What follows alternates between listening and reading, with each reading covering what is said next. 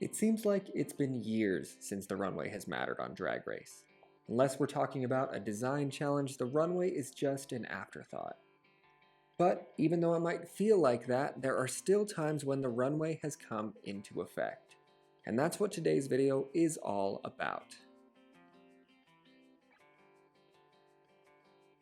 Welcome to Wild Spear. Today we'll be talking about 5 times that a runway cost a queen the win. Oftentimes when we think back to a challenge performance, we think about just how great or how poorly some queens did during that challenge. They may have had an amazing performance in the Rusical or an amazing snatch game, but they didn't walk away with the win. And sometimes that's because we forget about the runway. And yes, we've seen queens win with some questionable looks. Bob the Drag Queen from Season 8 won in that Amazon robot bodysuit, but that's not always what happens. Across all the franchises of Drag Race, the runway still comes in from time to time. The queen who inspired this video is from Canada vs. the World too. Cheryl Hole is one of the biggest losers in Drag Race history. After competing in 15 competitive episodes, Cheryl has never walked away with that win. And apart from her robbery during the Makeover Challenge on UK Series 1, I think the closest that Cheryl ever got to a win was during her run on Canada vs. the World 2. Cheryl ranked high in every single episode except the Design Challenge that season, where she landed in the bottom 2. And I really think she had a chance to win nearly every episode that she was in during that season, but there was one problem. When you're competing against the likes of Kennedy Davenport, Alexis Mateo, and Lemon, you're going to be up against some amazing runways. Kennedy, Alexis, and Lemon really brought it that season, as well as most of the rest of the cast. I didn't even mention LaPhil, Eureka, or Miss Fiercealicious. The episode where I think Cheryl was far and away the winner of the main challenge was aptly named The Hole. The Hole was inspired by fellow reality TV show The Traitors, and Cheryl really understood what she needed to do. Cheryl was assigned the role of the superfan who gets cast on the show. And up against big personalities like Eureka, Lemon, and even Lisa Rinna, Cheryl truly stood out as the best performance. Every time she came on the screen, she was creating laughs, and she remained in character the entire time. This was Cheryl's challenge to win. When it came to the runway, this was the Mother Nature runway, which produced some of the best looks of the season. We had Miss Fiercealicious and Kennedy Davenport creating some of the largest and best runways for this challenge. And then we had Cheryl. She came out in this sort of trench coat which had black sunglasses for some reason, and then she stripped down to a blue dress. This dress was meant to symbolize the ocean, but it didn't really have much to it. And with this runway, Cheryl's amazing challenge performance wasn't enough to give her the win anymore. Instead, it went to the second best in the challenge, Kennedy Davenport, who had one of the best looks of the week. Unfortunately, this happened a few times for Cheryl throughout the season, again with Snatch Game, but at the end of the day, the runway is a big part of Drag Race, and Cheryl learned that this ain't no RuPaul season. This is Canada's Drag Race. And with Canada's Drag Race, it might be the franchise that factors in the runway the most when it comes to challenges. And the season that weighed runways the heaviest of any franchise since maybe the early seasons of the US series was Canada Season 1. Canada Season 1 had judging all over the place, we all know that, but I don't think it happens too often that a queen who should have won the main challenge drops into the bottom 3 because of a runway. And the sad thing is, this runway that she was dropped into the bottom for wasn't even that bad. And I don't know what it was about Canada's judging on Season 1, but they just really weren't feeling Jimbo. After she won the Snatch Game, Jimbo found herself falling into the low position or being underrated by the judges for the majority of the rest of the season. Jimbo was coming off her best runway of the season, probably the best runway of the season, with her denim runway from the Infomercial Challenge. After being robbed of a win in that challenge, the next challenge was the Miss Loose Jaw Challenge, where the queens had to act out different characters during a pageant. This is one of the challenges that I think we need to bring back because many queens are pageant queens. Why don't we have a pageant-specific challenge like this one? The role Jimbo was given for this was Misbehavin', labeled as the sex-positive porn dog pageant queen. We all know that Jimbo can act and does a great job when she does. This challenge, with it being a combination of acting and improv, Jimbo knocked this out of the park. Along with Lemon, Jimbo was one of the best performances of the week, and in my opinion, the best performance of the week. The runway theme was fittingly pageant perfection, which gave us a different side of Jimbo. She wasn't in her clown era for this, she had to go glam like everyone else. And when competing against Lemon, Lemon did have better makeup, and Jimbo's makeup was a little bit crunchy, which was pointed out by Rita during the famed Untucked discussion. The judges really went in on Jimbo's look, calling it not glamorous. Instead of giving her a win for this challenge where she belonged, they dropped her all the way to the low position, just barely missing out on a lip sync against Priyanka and Ilona Verley. It's not often that queens who could have won the challenge are dropped into the bottom or low position due to a runway, but it actually happens a little bit more often than you'd think. But that's exactly what happened with Chi Chi DeVayne during the Divas Live challenge on All Stars 3. After becoming a fan favorite on season 8, I know she was my favorite that season, Chi Chi came back to All Stars as a huge contender. Unfortunately for Chi Chi, All Stars 3 didn't really pan out how she expected. I think it can mostly be summarized by her Maya Angelou performance during Snatch Game.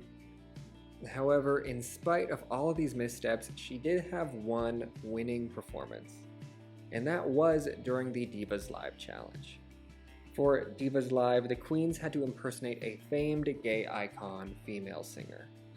This was the famous challenge where Thorgy was eliminated after performing as Stevie Nicks with a bit of production's interference. Also, I just noticed, did you see that Milk got her tambourine stuck on her heel in this performance? I can't believe she wasn't in the bottom. Chi Chi was portraying Patti LaBelle of the sweet potato pie fame. Oh wait, she's actually a singer, but she has some amazing pies. And Chi Chi did an amazing job. Unlike Shangela and Ben de la Creme, who portrayed Mariah Carey and Julie Andrews, Chi Chi didn't have as many jokes built into their performance. But she still nailed it and had much less to build off of than those other two.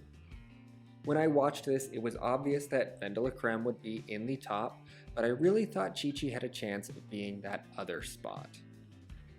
Then we got to the runway. This is my favorite runway of All Stars, and I don't know why they don't do it every season, but it's the Redemption runway. This is where the queens take looks from their season that didn't go over so great, and they recreate them. We saw some great glow-ups, especially Aja, who recreated her Princess Disaster look, and Chi Chi chose to recreate her neon runway, which landed her in the bottom on season 8. Her initial neon runway was alright. I don't think it was her worst look, but it certainly wasn't her best.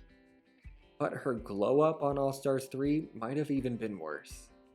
The judges noticed this as well, and if you watch her critiques on this challenge, there's nothing about her performance, it's entirely about that runway.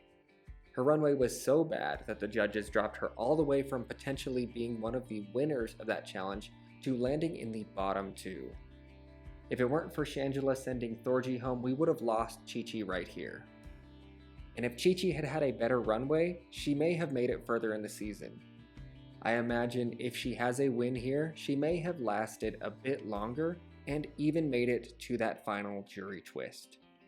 I venture to believe if she's up against that jury, she probably ends up in that final 2. She might have even won the season if she had just had a better runway here.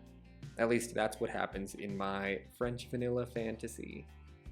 Whether you believe my butterfly effect with Chi Chi or not, the truth is if she had had a better runway, she could have won this challenge. And while Chi-Chi was struggling for the majority of her All-Stars run, the same can't be said for Lucy LaDuca on season 15. Lucy was one of the strongest queens of the season, at least until the producers decided they wanted to mess with her for the second half of the season. After missing out on some wins, Lucy seemed like she was going a little bit crazy, but that didn't stop her from some amazing challenge performances on the way. I think one of her greatest moments on season 15 was her performance during the Wig Loose Rusical. Lucy was cast as the lead of the musical Heaven Bacon and absolutely nailed every single beat of her solo performance during that Rusical. And while everyone did amazing during that challenge, Lucy was nowhere near the worst. And maybe worst isn't the right word because everyone did great, but she wasn't the least memorable. Lucy had the most screen time of any of the queens and had an amazing solo number as well as participating in some other group numbers. She also performed in boy drag and girl drag and nailed all the performances that she was a part of. Lucy truly had a chance of winning this challenge. But this video is about the runways, so let's talk about this runway. The runway for this week was the Gloves runway, and the queens took this in a bunch of different directions. Sasha Colby made an outfit entirely out of baseball gloves, Mistress wore giant sleeves, Luxe wore casts as gloves, and Anitra had lasers. I really don't think many of the queens understood that the focus of this challenge was the glove and not everything else. Lucy was sort of the Shape of Water, swimming vintage outfit style.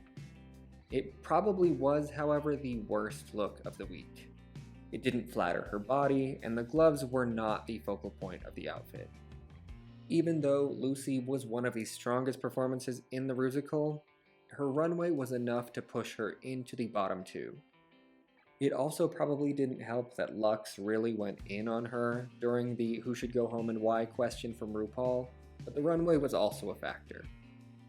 I'm not sure if the producers would have actually given Lucy a win here if her runway was better, especially when Anitra was given the win for this outfit, but I know that the runway probably didn't help anything here. The last queen I'll be talking about here lost one of the most contentious and talked about challenges in Drag Race history. The Kardashian Rusical has been talked about again and again and again, whether it's about Nina and Blac Chyna, whether it's about Shea and Alexis Michelle. The musical has been talked to death. But here I am talking about it again, so let's get into it. For this challenge, the queens had to perform in sort of the Kardashian characters, with Shea taking the role of Blac Chyna, who only appears at the very end in sort of a scene-stealing performance, while Alexis Michelle portrayed Kris Jenner, who is there throughout the majority of the challenge as sort of the narrator and lead. The runway theme for this challenge, you may have forgotten, was faux fur realness. Here we saw the queens take it a number of different directions, with some going more of the animal route and others going more old Hollywood. Alexis chose to go more old Hollywood, but given some of the other queens' interpretations, Alexis came off a bit like mall drag. Which, I'm all for mall drag, but this one just didn't hit the same as some of the other queens. Alexis's main competition in this Rusical was Shea Coulee, and Shea always had amazing runways on season 9. She came up with a bit of a more drag-inspired faux fur look. She took the category in more of a club kid direction, which was much better received by the judges. And although the fur wasn't as prominent as it could have been for a faux fur challenge, it was still more put together than Alexis. Both Alexis and Shea were equally as good, in my opinion, in this challenge, and maybe the producers were going to give Shea the win anyway, just to shade Nina. But I think Alexis, if she had a better runway, could have come away as the winner of this challenge. She had a more prominent role in the Rusical, and she nailed it the entire time. It just came down to that runway. And there we have it. Those are 5 times that the runway cost a queen the challenge win. I know some of these are probably controversial. I'm not sure that given the way that production works, Lucy or Alexis would have been given a challenge win with the storyline they had, but their lackluster runways certainly played a role in their placement during that episode. What do you think? Are there any that I missed? Are there any that you disagree with? Let me know in the comments and stay tuned for more stuff here on Wild Spear.